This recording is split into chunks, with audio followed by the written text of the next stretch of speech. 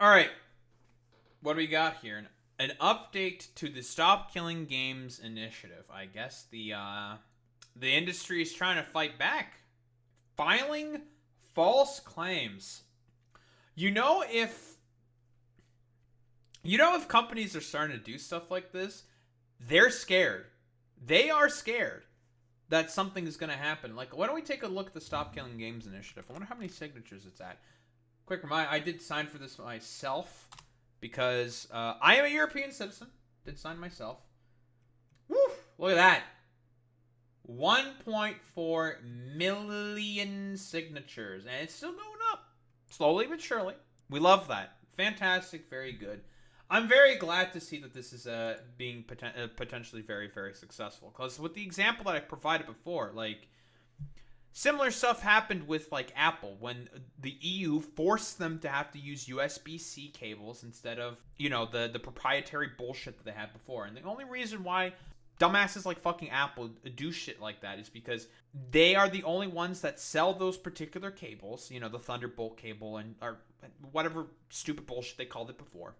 They can charge any price that they want for it because they don't allow any third parties to be able to fix any of that stuff. And also they make it such that you have to buy it from official Apple vendors or go to official Apple repair stores, which will charge you about the wazoo in order to be able to get those fucking accessories that are necessary for your, device to function. And also planned obsolescence very often with Apple products. Very often, a lot of those like charging cables will tend to just completely fall apart after like 3 years or something, which is something that always really pissed me off constantly with Apple products because they do shitty fucking business practices. So again, what do we got here from our boy Ross? True? Hey, you know that saying, it's not paranoia if they really are out to get you? Thanks, you Well, too. I have another video I do not want to make, but I probably should. And this one is newsworthy, especially for me. I have behind-the-scenes news on the Stop Killing Games campaign. Okay, a quick refresher because I know this gets confusing. I founded the Stop Killing Games movement to challenge the legality of publishers destroying games which you've paid for. This has involved a lot of things, which I've shown in slides before, and that includes assisting with the European Citizens Initiative, which is... So again, the main basis of this is basically the main example it's pointed to is called the Crew 2, which essentially has full online features and functionality. Ubisoft, without really giving much warning ahead of time, or very sort of non-advanced warning, like they said like 3 months before that they were going to turn off the servers for the game The Crew 2, and have made it such that it is impossible to play the game right now. Like, not even the single-player game. And for the most part, The Crew 2 was significantly single-player focused and oriented. The fact that it was a live service, like, online-only game was very, very stupid. But again, it's not just about the Crew 2 and sort of like stopping live service games. I'm not like looking at you, fucking pirate software, you dishonest dumbass. The problem is specifically with the fact that video game companies very often will not have any sort of a sunsetting policy in place and will make it such that it is very difficult for a lot of like developers within the community to be able to sort of like maintain that fucking infrastructure of old media. And the problem with this is eventually like it just becomes stuff like this becomes lost. There is, I believe, a server, an emulator server that's being worked on by independent developers for the Crew 2 in order to have it at some sort of functional capacity, for example.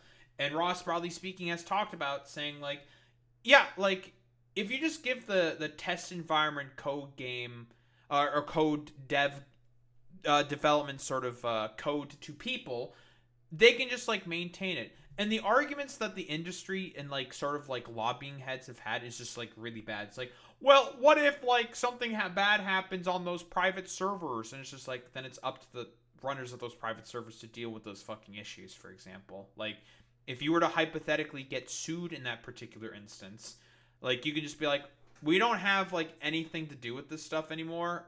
We've handed over control to these guys. So, and whatever. And even if like people decide to go in and cheat and be like stupid and annoying, you can just leave and join another instance. Yeah. Yeah, like what if people cheat? Oh no. Okay, just fucking leave. Eventually they'll get like bored and like fuck off. Like who the hell cares? It's just an excuse that the industry is trying to use in order to try to kill the initiative. Because again, For the industry itself, it is about maintenance of IP, maintenance of hierarchy and control. They want to have as much power in their hands as possible so they can make as much profit from, well, nostalgia baiting and sort of like putting out as much content as possible. He's also talked about how you don't need the microservices in there anymore. You don't need a lot of the stuff in there anymore. Just the sort of game itself, a lot of the functionality of the game, and a lot of other things in terms of like other integrations can be added by those indie developers, like Discord integration or some shit. It's like a lot of that can be like handled on like the private sort of developer side. Just give them the fucking base rudimentary code for the actual game itself. And if there's any other features that devs want to add, they can do that. Yeah, true. We love microtransactions. It's the best thing possible. Is the biggest thing going on with it right now. However, I am actually not the founder of the European Citizens Initiative. That would be a group of volunteers whom I'm in touch with. I'm ineligible to have an official role in the initiative. I'm just a major promoter of it. It's always been something separate. That's true. He's an I believe he's an American citizen. Ross Scott, I think. Yeah, he can't do European Union shit because he's not a citizen. That's part of why it's called the Stop Destroying Video Games Initiative instead of the Stop Killing Games movement. So with that in mind, it was recently shared with me that the Stop Destroying Video Games Initiative has received a serious accusation from an anonymous source. The EU Commission relayed a complaint of it committing 2 violations, yikes, of false no-funding declaration and systematic concealment of major contributions. This declaration appears fundamentally incorrect based on publicly documented evidence of substantial undisclosed professional contributions to the campaign. Well, wait, they're trying to make the argument that they have been getting money and that hasn't been documented. I wonder what's the evidence that they've been getting like a bunch of funds in order to push for this. This is a very unfortunate frame that I caught this man on. Oh, this is all news to me, but I don't know everything that's going on with the initiative. What's this about? Oh, it's about me. I'm the evidence, everyone. What do we have? Wait, they're trying to say that the fact that he has a YouTube channel and is promoting it, and he's making money from those YouTube videos? And that...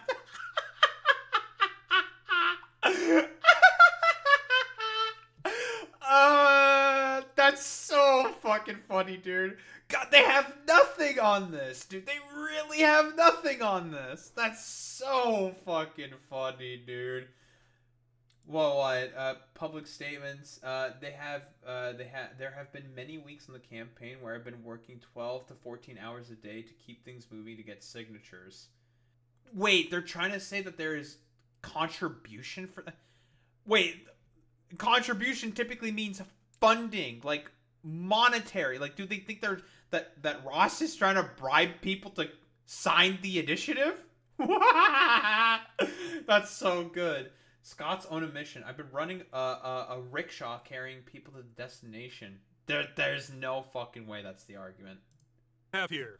A quote, there have been many weeks on the campaign where I've been working 12 to 14 hours a day to keep things moving to get signatures. Damn straight I have. That is true. I've been running a rickshaw carrying people to the destination. Yes, I did say those words. It's unclear to me if the accuser thinks I've literally been running a rickshaw service or not.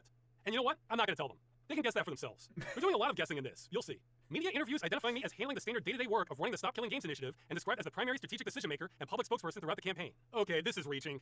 Since I apparently need to spell it out, when I say the initiative will do this or will do that, that's me assuming the initiative members are on board with what I'm saying and me taking my best guess.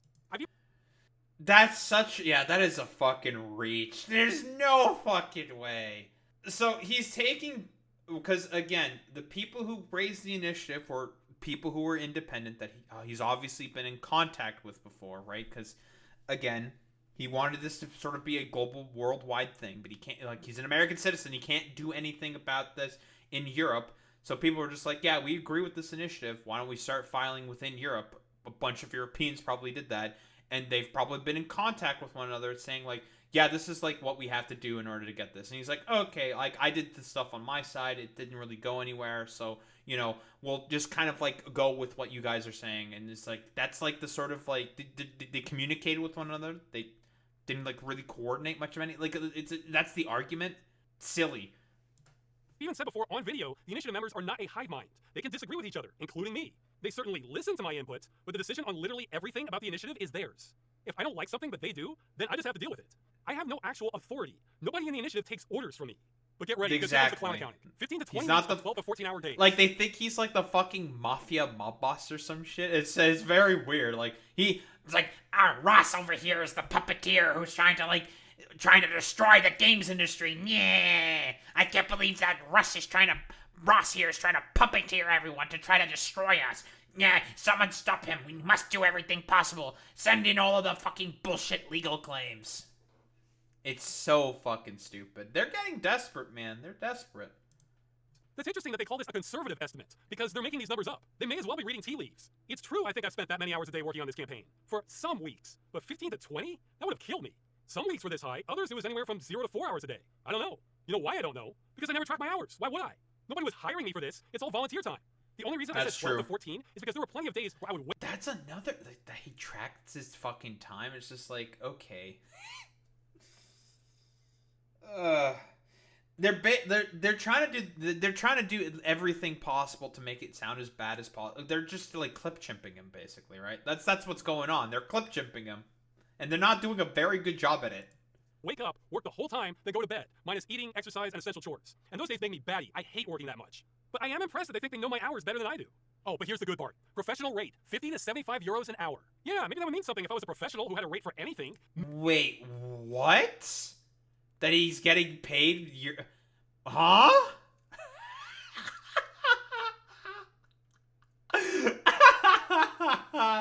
Dude, that's so fucking goofy. It's like, these random volunteer fucking members are Paying him 50 to 75 euros an hour to manage the campaign because it's definitely him that's doing everything here. Yeah.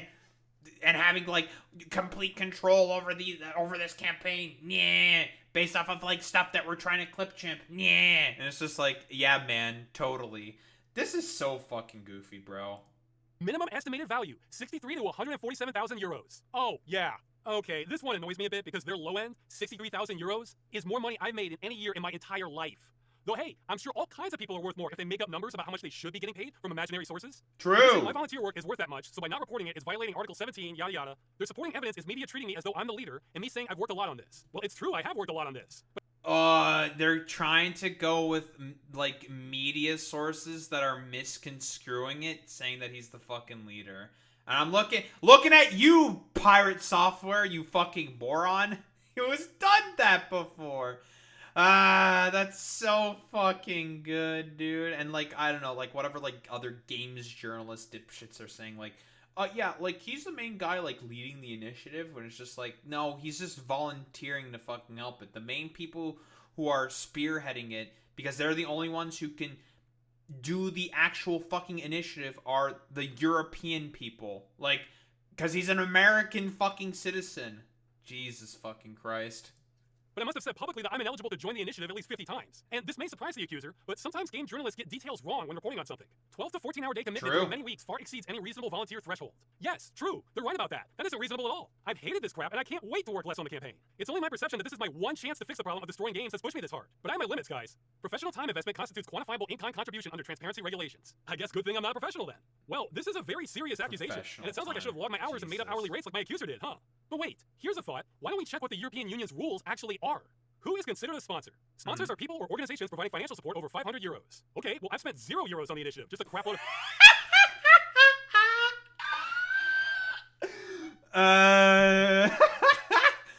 Yeah, he communicated with a bunch of people, so therefore he gets paid for it and send money to them. Yeah! It's just like, no evidence for that whatsoever. God, dude. It's so fucking... It's goofy. They have nothing. They're like, listen, no one would fucking go to this extent if they weren't afraid of the outcomes. That's it. Again, like I said before, the companies and the corporations just don't want to give up fucking control and be able to have, well, let the consumers have more agency in their fucking purchases. That's the reasoning. Of time. So that's not me. Legal persons or organizations providing other economically quantifiable, in-kind donations, or non-economically quantifiable support to an initiative are also considered sponsors. Well, I've been advised I'm not a legal person. I'm a natural person. That sounds right. And I certainly wasn't representing an official organization. I mean, I haven't signed one form with Stop Killing Games on it, or for the initiative for that matter. Individuals providing non-financial support, such as volunteering, are not considered sponsors under the ECI regulation and do not need to be reported. Oh, what's that? That description, which is exactly what I've been doing? So the EU says the initiative has been following the rules this entire time? But what about this anonymous accuser saying the EU doesn't know its own rules? Is there a hidden...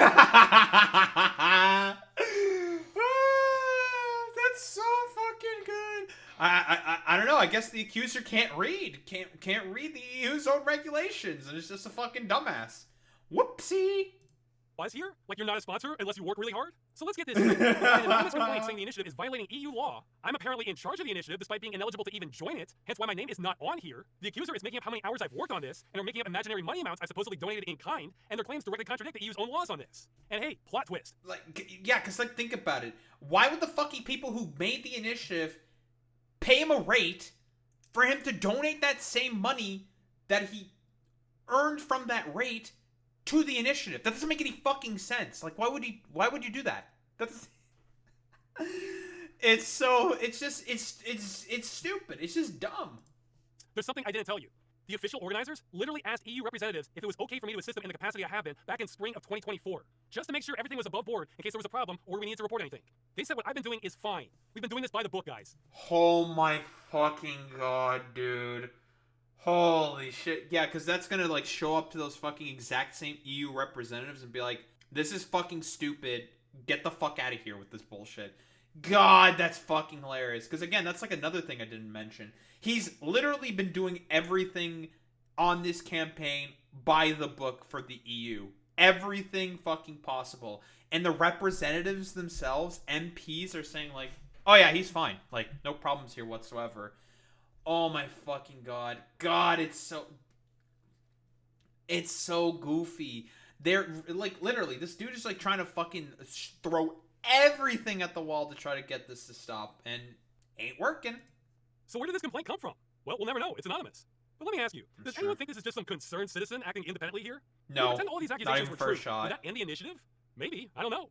Someone was gunning for us. This is a shot across the bow. Now again, this complaint is anonymous, so I'm not accusing anyone. I don't know who wrote it. But I'll just say the timing of this is awfully hot on the heels of an industry lobby group giving some very bad statements about the movement. In some cases, I think outright lying about it. But that's what I was also gonna say. It's the fucking lobbying group that's fucking doing it. What is it? Video Games Europe, I think is what it's called. Who also wrote that fucking, like, dog shit fucking article talking about it. Like, that was just, like, some of the most easily fucking debunkable shit on the fucking planet. It's just like, what are you talking about for, like, half of the shit that you're saying here? It's just like, it's not even true. It's just dumb. It has to be the fucking lobbying group that's representing the corporations. That's what it is. I don't know if it was them. Maybe it was a different lobbying group. Or maybe it was just some political hatchet man hired by the industry. But someone was trying to kill the initiative. Filing paperwork to the European Union accusing the initiative and myself of violating the rules, maybe even committing a crime, I'm not sure. That's no small thing. This is the industry playing dirty now. It reminds me of Battleship.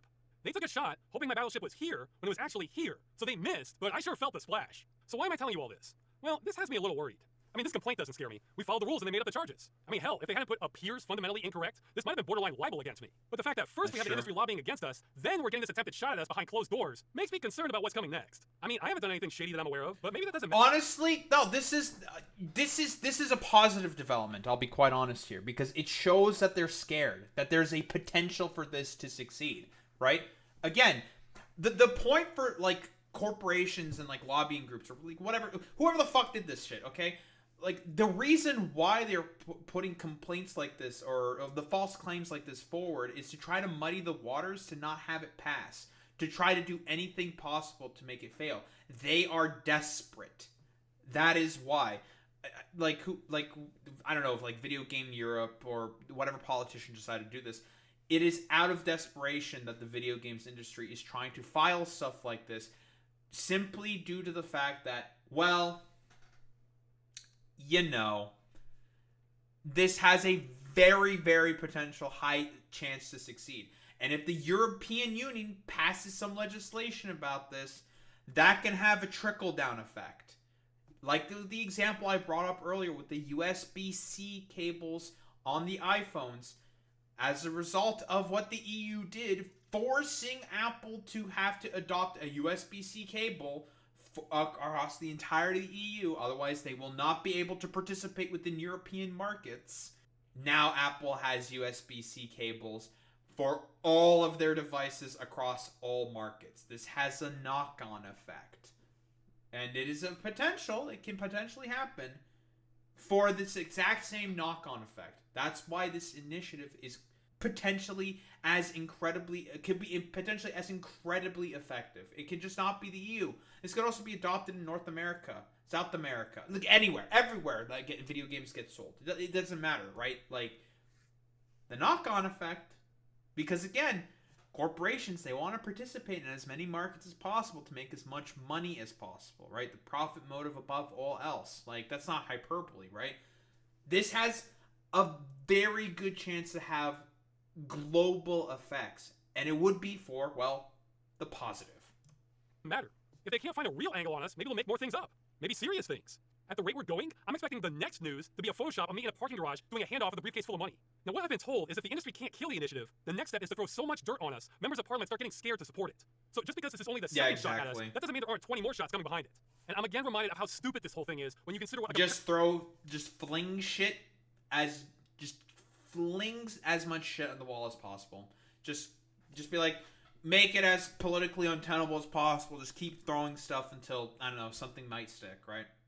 Comparatively low cost an end-of-life plan is. I bet whatever companies are spending on lobbying against us is more than it would cost them to have end-of-life plans for their games, especially in the future. That's true. I think a lot of end-of-life plans for games will be less than those imaginary euros I'm not being paid. But I don't know what's coming next, and it could get a lot worse than this. Who knows? I am so out of my league on this. I have never been a political target before, so this is all uncharted territory for me. Have you ever played a game that's getting harder and harder, and you can still keep up with it in the moment, but you're starting to think at the rate it's going, you're not sure if you can handle it in a level or two? That's kind of the vibe I have right now. And for those of you who think I'm being paranoid, did you hear about that retro gaming YouTuber who was arrested for reviewing modded handheld consoles? Oh, yeah, that doesn't hit close to home for me at all. I mean, I don't have any. Oh, yeah, right? Because, again, if you mod retro especially if it's Nintendo stuff, you're gonna get the fucking ninja lawyers on you because, again, like, Nintendo is very fucking aggressive about, like, a lot of, like, third parties sort of, like, fucking with their hardware in their games. Very, very much so. So, that's cool. He got sued and raided by the Italian government. Probably the best thing for Ross to do here is probably talk with a lawyer. He might need to get some consultation for what's going on here. It would be my advice. Probably get into contact with some lawyers within the EU. There was that one German, I think, lawyer YouTuber that they referenced saying that, yeah, there's some like credible stuff that's going on here for this case with Stop Killing Games. Yeah, there's something credible here that was brought up as evidence before, I believe, by Ross in a previous video. You might want to get into contact, talk with your EU members, see if you can get into contact lawyer, talk with some people, get some consultation, see potentially what's up, some free advice, maybe. Handheld, so I guess I'm safe there. But what about abandonware? If I play an emulated Commodore 64 game, are they going to send the cops to my place as step 5? Gotta love the games industry. But as of this moment, I still feel free to speak my mind, so I better make use of it. Here's the thing. The video games industry is worth billions. If they really want to smear me or the initiative, they'll find a way to do it. We're lucky their attempts have been so bubbling so far. I mean, I just showed you how these claims are false because they're lying about how the law defines my actions. Video Games Europe was almost certainly lying about this claim, and it was irrelevant. Almost certainly lying about their liability here. They were either so obtuse they couldn't understand what we're asking for when it's spelled out for them, or they're lying about not understanding. God, yeah, those like I said before, the claims here were just such fucking dog shit. It's just like, bro, what? Like, this is gonna, like, make it to the fucking MP's desks. They're gonna look at it and be like, okay. Throw it out immediately. Because it's just stupid. It. Take your pick. Oh, and this claim. This one is a bit clever because it can't be disproven. You could say this about anything. Like, I could say it's prohibitively expensive for me to make a paper airplane. And you might say, what are you talking about? A piece of paper costs what, 2 cents? And I could say, yeah, but that would curtail my choice. Because I want to make my paper airplane out of the Magna Carta, and that's priceless. Thus, it's prohibitively expensive for me to make a paper airplane. I guarantee you that's the kind of logic they're using here if you were to really dig into the details. Oh, and let's let everyone know, this lobby group isn't even representing its members that well. BeamNG says they weren't consulted by Video Games Europe and disagree with their statement and behavior. Even Epic Games. Yeah, that... That's so fucking good, dude. When industry heads are also saying, like, yeah, like, we don't really fucking agree with this. This is some goofy shit. Like, what? Epic Games hasn't lobbied or opined on the law. I guess our logo is on the picture above because we're a member of various trade organizations and some of them have lobbied or opined against the proposal. That's because there was that one image saying of like Video Games Europe that they represent like certain like games companies within like the European Parliament as a fucking lobbying group, blah blah blah blah blah. You know how it is, right? With lobbying, just because it's like, yeah, we're a part of that like organization, they represent us, but like, yeah, we don't really agree with what's going on here. This is stupid. That small company, you probably haven't heard of them, has come out saying that they're currently non-committal on this. So Video Games Europe wasn't representing them in their statement either. So if they're not even consulting their members, who the hell are they representing exactly? Okay, some news as I'm editing. Ubisoft has responded to stop killing games. I was not expecting that. It's a lot of misdirection. I'll try and speedrun this. Okay, this is irrelevant. We're aware of your terms. It's not yet Wait, regarding the petition, we operate in a market, Jumon said. Oh, it's Yves Jumon. That's the fucking CEO. Okay. So regarding the petition, we operate in a market, Jumon said, as noted by GameFile paywalled. And whenever we release a game, we provide a lot of support for that game. We also provide a lot of services to make sure that the game is successful and remains playable 24/7. Yeah, that is irrelevant. That's not about end-of-life stuff, which is the argument here. Jumon says the company provides information regarding the game and how long the game can be played. Yet you didn't provide any of that information for The Crew 2. And only said about what, I think it's 3 to 6 months before it was about to be sort of killed off. Not killed off. That's not correct to say. Shut down when all the servers were about to be shut down because you were probably moving them on to a different project, for example, right? It's kind of just a little guess there, but that's why, it's just because I think within the regulation with the EU, I think it should be about a 2 years notice, I think. So, let's do some simple math here. 6 months. That's not 2 years. That's about a quarter, if we're being generous. Though he doesn't go into specifics about how these notices work. The Crew did have a badge on its front box noting online connection required. That's irrelevant. And a notice in the fine print on the back that Ubisoft may cancel access to one or more specific online features upon a 30-day prior notice. They didn't give that to every single person, and copies of the game are still being sold on shelves, and not everyone's gonna fucking know about that, right? And no one reads the fucking fine print of contracts, right? Unless they have a fucking lawyer go over it. But not everyone's gonna have a lawyer go over the fine print of the legal stipulations within an EU LA for a fucking video game. Okay, that's stupid. Whether those sorts of notices are legally sufficient will likely be put to the test in the EU, at least after the Stop Killing Games petition passes its final deadline at the end of the month, which it certainly has. determine if they're legal or not. This is also irrelevant. This part. What was that other bit? To Ubisoft, it's not yet determined if they're legal or not. This is also. Cites €1 fee proposed to all buyers of the game. Okay. Costs €1 to buy the game. What? Not a whole lot of money to be able to continue playing a game? But it's because it only costs €1 to buy the game? What the fuck are you talking? That's not the what? But there's people who bought the game in like 2014 that probably paid full price for it. What the fuck are you talking about? Like, okay, that's just stupid. So irrelevant. This part is true. This is a widespread problem in the industry. The only thing you need to Ubisoft is they're trying to get away with this crap as a French company. Okay, even the EU Commission wouldn't commit as to whether these types of games are services or not when asked. You provide a service, but nothing is written in stone. And at some point, the service may be discontinued. And the EU has not even clearly defined these games as services. So he can call these games services, but legally they might not be. Services tell you when they end. And the endless support argument. Okay, I'm undecided. If this was a senior... Yeah, but there is no endless fucking support, right? Like, what? And we're doing our best to make sure that things go well for all players and buyers, but obviously support for all games cannot last forever. This is just a bad fucking argument because it's just like, not everyone like disagrees with that, right? Like, it's just stupid, right? Like I said before, if developers want to hand over the fucking data on like via GitHub or something for like private, like sort of independent developers to continue supporting the game, they can do that, right? Like, that's an option that's available. Silly. Your developer saying this, I would 100% call this misdirection. I mean, hey, this looks awfully similar to that comment from Video Games Europe about endless support. This could be the industry's new playbook. If they can pretend to not understand what we're asking for over and over again, maybe they're hoping that will change the narrative. However, this is a CEO saying this, so maybe he really doesn't know how these games work. Hey, if so, he wouldn't be the first CEO to not understand how his company's products work. So Ooh, no, not the submarine, not Ocean Gate. Oh no. I can't tell if he's just trying to gaslight everyone, or if he just doesn't know how these games are made, so he thinks they would need endless support. I kind of hope he actually doesn't know. Anyway, the point here is there's a lot of lying and shady stuff going on from the games industry against Stop Killing Games. And I guess now, me too.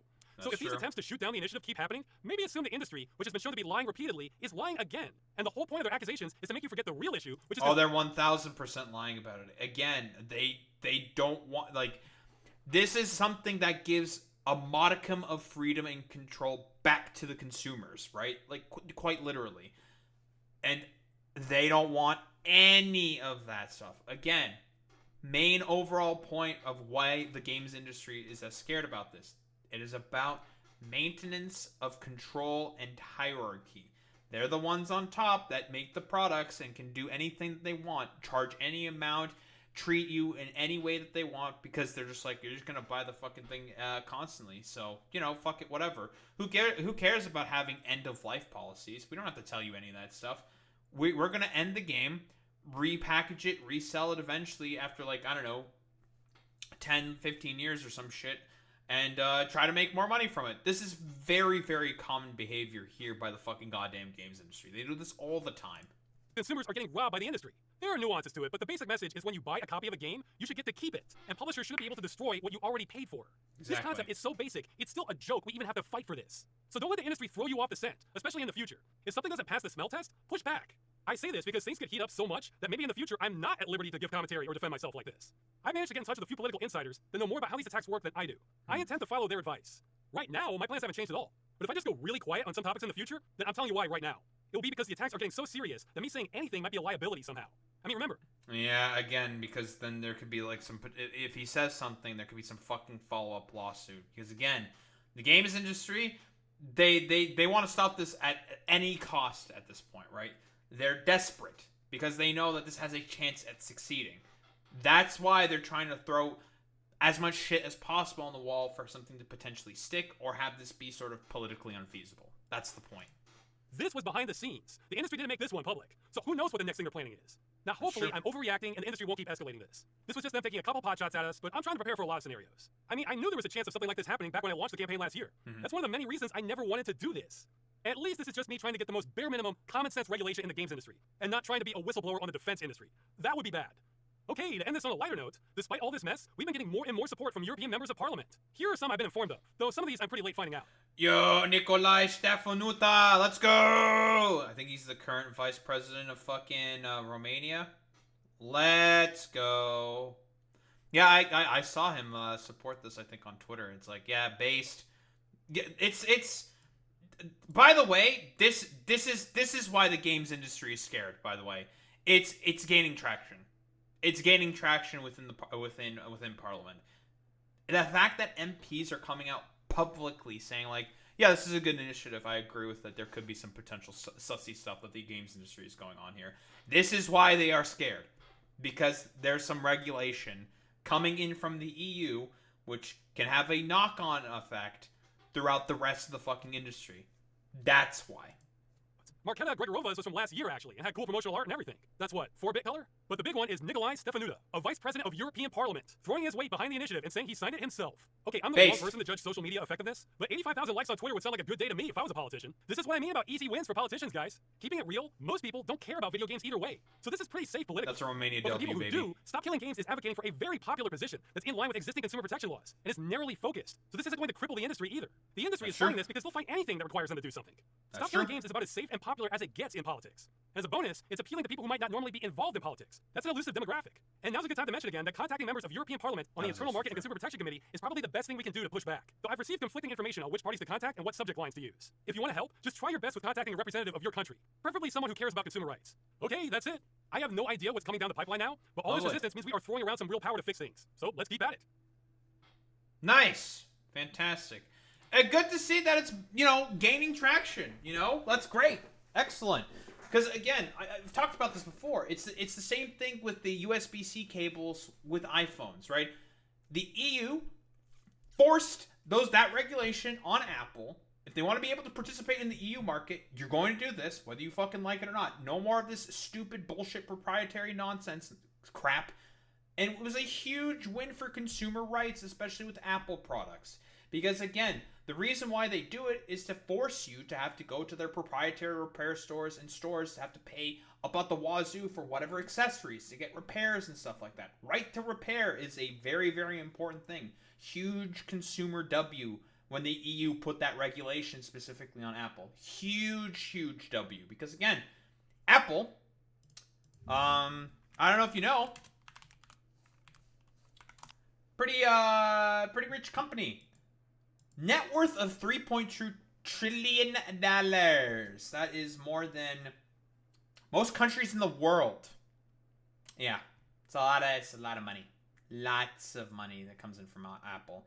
So yeah, great to see that these people are starting to get scared because a bunch of MPs are starting to support this. So it's good to see.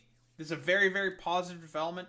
You know, Romania W, vice president of the fucking parliament, he signed the actual initiative itself. Nicolae Ștefănută, very cool. You know. Listen. Romania doesn't get a lot of W's. A lot of stupid bullshit happens in our fucking goddamn country. Okay, we took care of Tate. Well, we arrested him because the U.S. told us to do so. Silly meme. And we're also supporting this initiative. Well, with the vice president supporting this initiative. That's a powerful position, right? Like, it's just a very good positive development. Well, not so much that they're trying to file the false claims. Not so much, but like more so the fact that the industry itself is starting to file those false claims because it means they're getting scared that some form of regulation that can affect their control, the hierarchy that is being maintained for their benefit, is at potential risk. So again, keep signing the initiative. I'm gonna put the link to it in the description below, all that good stuff. Keep signing. If you're a European citizen, because you can only sign if you're a European citizen. I did my part. I have my Romanian passport. I signed it. Yada, all that good shit. Yep.